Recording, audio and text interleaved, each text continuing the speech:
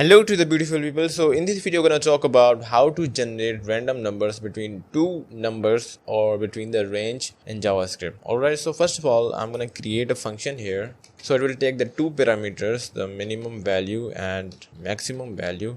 So now we're going to simply return math.floor, and inside the math floor, we're going to write math.random, and we will simply multiply this with the max.min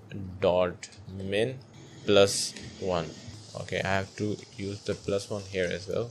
Okay, so this is a function for generating a random number between two numbers, and we also includes the minimum and the maximum value here. Okay, so let's just use this function here. Copy this. So I will give it a 2 value here, 1 to 6. Okay, and I want to do a console log. I can also store this value in variable, then I do the console log, but it's okay, it doesn't matter. Alright, so let's just run this and see how does it work. Okay, so as you can see here, we can generate the numbers in the range of 1 to 6. Okay, so this is how we can generate a random number between two numbers in the JavaScript. And if you really find this video useful, hit the like button and subscribe to the channel, and bye bye.